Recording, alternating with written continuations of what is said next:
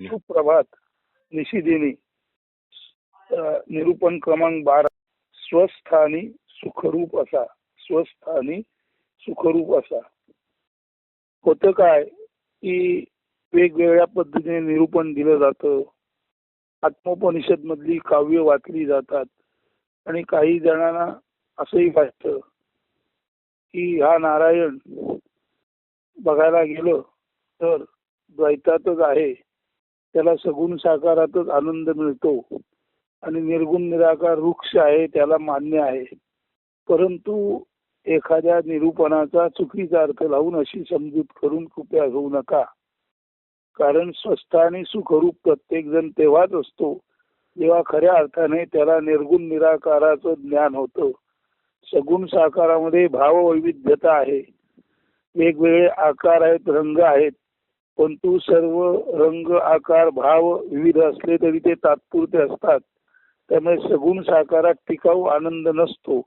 म्हणून शाश्वत आनंद हा नेहमी निर्गुण निराकारात असतो. तेव्हा चुकूनही असं मानू नका की कोणी नारायण, कोणी धनेश, कोणी अरुण, कोणी महेंद्र हे सगुण साकार असतात आणि सगुण साकारातच आनंद आहे असं जर आपण मानू तर आपण आपल्याला नीट न समजून घेतल्याचा गुन्हा प्रमाद घडेल आणि सगुण साकाराच्या आनंदी झुल्यावर सुख दुःखाच्या झुल्यावर राहणारा कधीतरी त्या झुल्यातून आकाशात जाईल आणि कधीतरी पाताळात कोसळेल आणि आकाश पाताळ अशी अखंड येजा स्थिती विनाकारण चालू राहील. तर सगुण साकारात सुखरूप, सुख हेच ज्याचं रूप आहे असा निश्चित आनंद नसतो. हे सांगण्याचा या निरूपणातून प्रयत्न केलेला आहे आणि म्हणून म्हटलेलं आहे स्वस्थ आणि सुखरूप असा. आता पुढे आपण सारे मी तू पणात असतो. मी तू पण म्हणजे नेमके काय तर प्रत्येक मीने त्याचे त्याचे त्याच्या स्वतःबद्दलचे केलेले चिंतन व त्यातून त्याने वर्णिलेला स्वतःचा भाव किंवा त्याच्या असणेपणाचे वर्णन. हे त्याच्या असणेपणाचे वर्णन खरे तर तो ज्या परिस्थितीत वाढला त्या परिस्थितीवर अवलंबून असते. त्यात त्याची जन्मजात असलेली आर्थिक, गरीब श्रीमंत आदी स्थिती, सामाजिक उच्च वा कनिष्ठ वर्ग वर्ण जात विषयक स्थिती, त्याच्यावर झालेले संस्कार व त्यातून निर्माण झालेला पृथकत्वाचा वेगळेपणाचा दर्शनी मुखवटा व त्याचे वर्णन येते.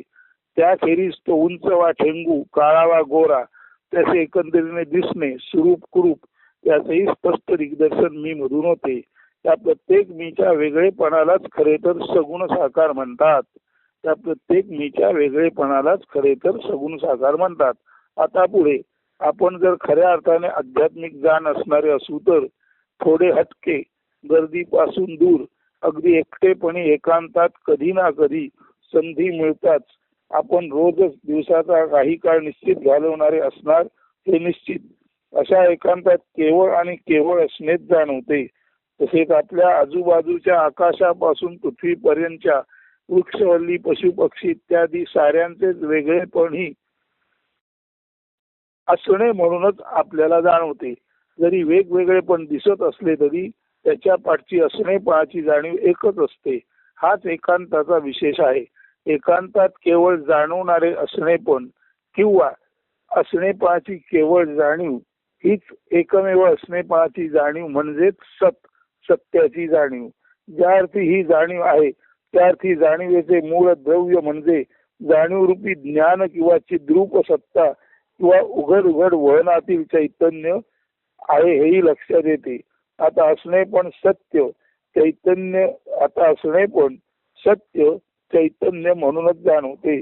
प्रत्येक एकांतातील माणूस आपण सद्रूप, चिद्रूप, जाणीव किंवा ज्ञानरूप म्हणून प्रकाशरूप असतो असे ओळखतो आणि हे ओळखता ओळखता अगदी आपण सत्य आहोत, ज्ञानरूप, प्रकाशरूप, अविनाशी चैतन्य म्हणून आहोत हे जाणवता जाणवता अगदी त्याच्या नकळत तो आनंदितही होतो. का नाही? जर एखाद्याला कळले की तो सत्य, चित किंवा प्रकाश रूप असल्याने जन्मजात आनंदाचा स्वामी आहे तर प्रत्येक जीवाला आपल्या सच्चिदानंदाचा सत्य स्वरूपाचा नेमका अर्थ उलगडणार. तर असा हा प्रत्येक मीला जेव्हा आपल्या सच्चिदानंदाचा सत्य स्वरूपाचा नेमका अर्थ उलगडतो तेव्हा कोणीही मी सगुण साकार नसून मूलतः निर्गुण निराकार केवळ चैतन्य म्हणून सत केवळ चैतन्य म्हणून ज्ञानरूप जाणीवरूपी चित आणि सद्रूप चिद्रूप म्हणूनच अमर्त्य चेतना असलेला अमर्त्य असलेला सद्रूप चिद्रूप आणि आनंदही ज्याचा अमर्त्य आहे असा प्रत्येक जण स्वतःला जेव्हा मी अमर आहे, मी अमर चैतन्य रूप आहे आणि मी अमर आनंद रूप आहे, कारण चैतन्य अमर असतं, त्यामुळे चैतन्याचं असणे पण अमर असतं, चैतन्यातून मिळणारा भाव आनंदाचा अमर असतो, म्हणून सच्चिदानंद रूप हे आपलं शुद्ध असणे पण अमर आहे हे जेव्हा माणसाला जाणवते तेव्हा मीला तो सगुण साकार म्हणण्याचा प्रमाद कधी करणार नाही, तो स्वतःला निर्गुण निराकार म्हणून पाहू शकेल आणि एकांतात जाणवलेले आता तो कायमस्वरूपी नेहमीच्या जीवनामध्ये सुद्धा on the back of his or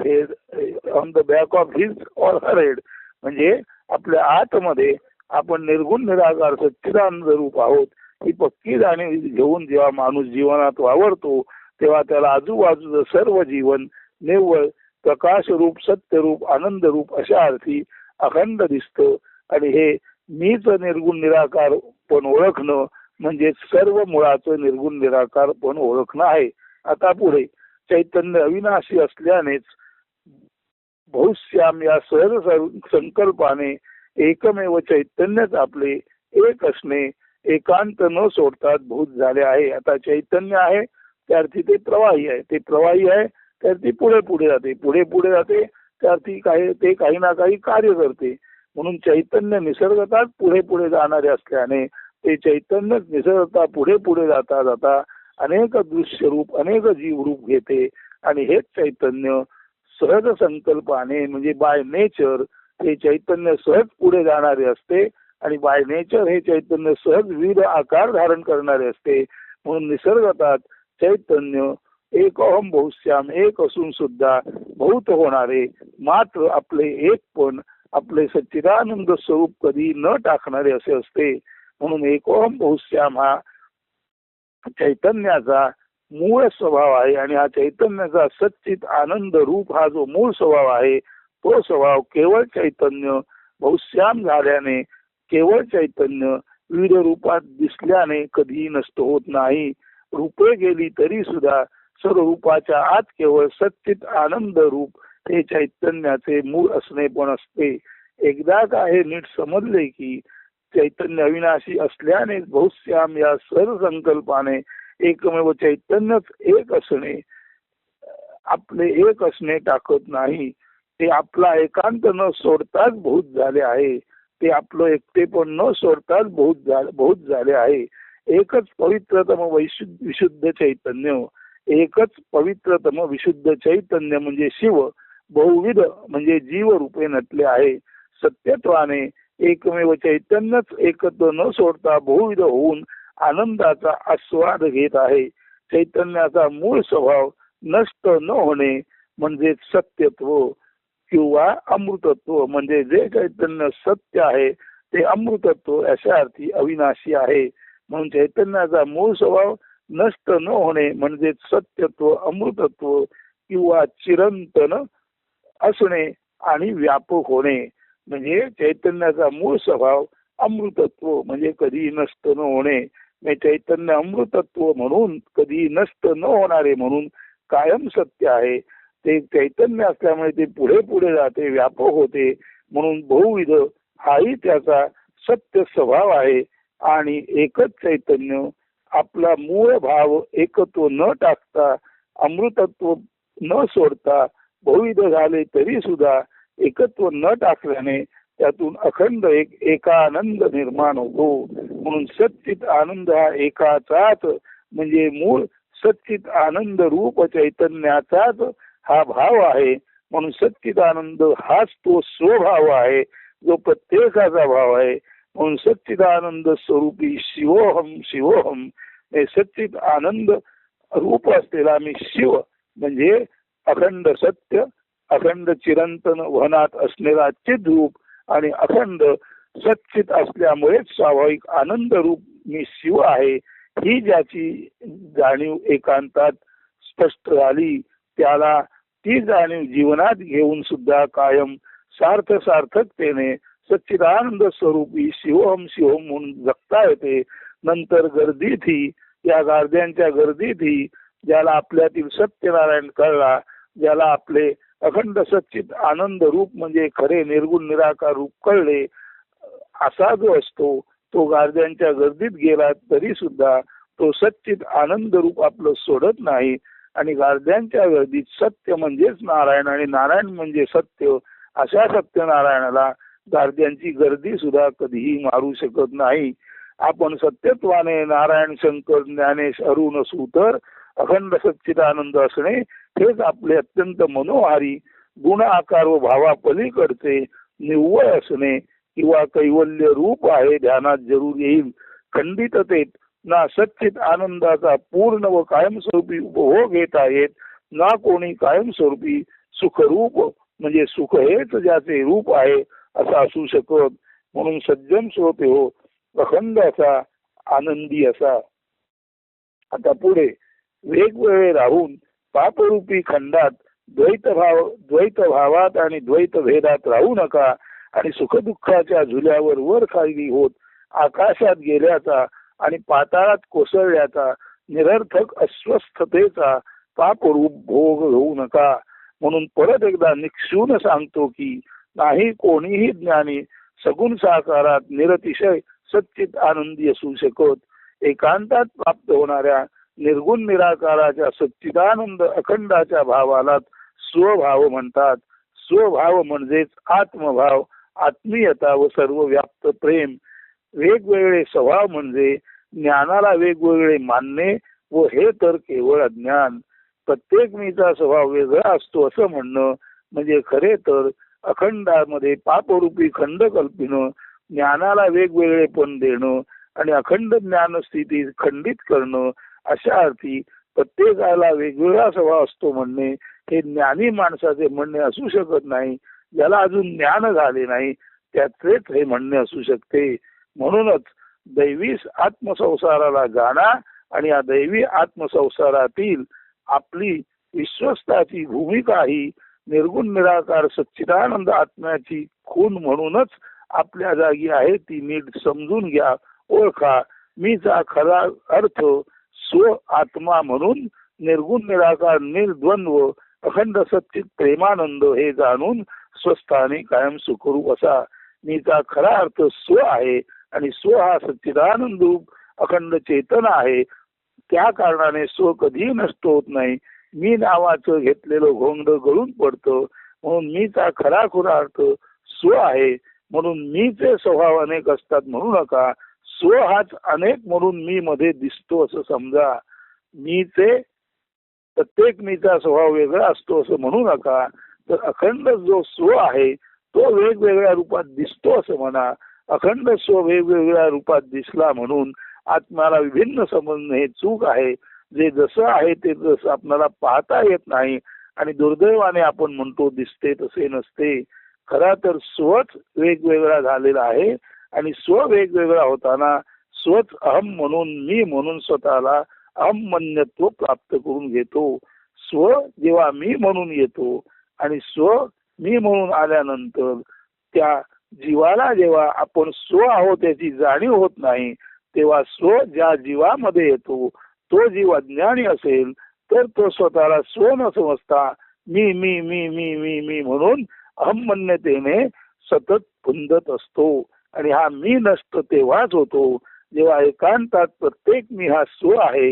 म्हणजे स्वचा अनेक रूपे जरी आला तरी स्वने आपला भाव सच्चिदानंद स्वरूपी अखंड भाव टाकलेला नाही.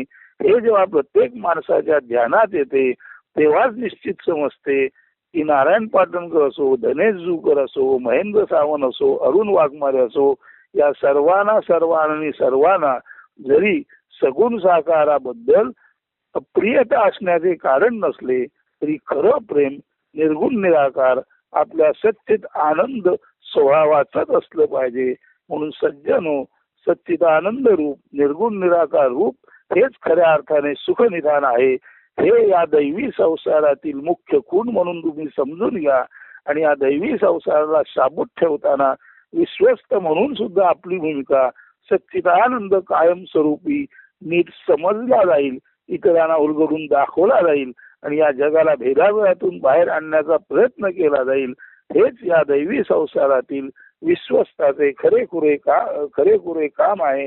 आणि अशा अर्थीच्या निरूपणाला म्हटलेलं आहे स्वस्थानी सुखरूप असा.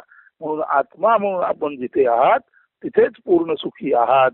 थोडा जर वेगळेपणा आला तर वेगळेपणाचं सुख हे तुकड्या तुकड्यातलं चिंध्या चिंध्यांचं सुख असतं. चिंध्या चिंध्यांची घोंगडी असो किंवा चिंध्या चिंध्यांची गोधडी असो, जरी गोधडीचा आईच्या गोधडीचा आपल्याला आनंद वाटत असला, आईच्या गोधडीत आपण जरी आनंद भोगत असलो तरी चिंध्या चिंध्यांचं एकत्र केलेलं सुख हे खरं तर चूक आहे. जे अखंड आहे त्याच्या आपण चिंध्या चिंध्या करतो. स्वला आपण एक एक वेगळा समजतो. म्हणजे अखंडांच्या चिंध्या चिंध्या करणं आणि त्या चिंध्यांच्या गोधडीत सुख मानणं हा निरपवाद मूर्खतेचाच भाव आहे. तो टाकून असा. आणि कृपया समजून घ्या की इथे जो आपल्या समोर बोलत आहे तो केवळ आणि केवळ निर्गुण निराकार निर्भाव अखंड सच्चिदानंद स्वभावच आहे. इथे कोणीही वेगवेगळेपणी भावात असतो असं दिसलं तरी ते खोटं असतं. भाव स्वचा एकच असतो आणि जेव्हा स्वचा भाव जीवाच्या नीट लक्षात येत नाही तेव्हा तो स्व आहे तो मी म्हणून स्खलित होतो आणि स्वतःला तो अहम समजतो. आणि अहमन्यतेचा दोष यालाच जर कोणी आनंद समजत असेल तर याहून अधिक अध्यात्मातली कोणतीही मोठी शोकांतिका असू शकत नाही.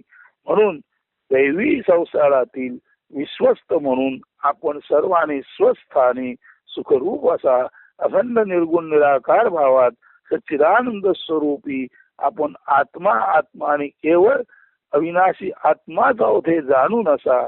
आणि जोपर्यंत हा देह आहे तोपर्यंत हे सुख तुम्ही देहांतर्गत भोगाल आणि त्यानंतर अखंड आकाशात परमात्मा म्हणून तेच सुख आपणाला मिळू शकेल. म्हणून यावत जीवते तावत स्वभाव तावत आत्मभाव म्हणूनच जीवन जगा. अस्तु. धन्यवाद.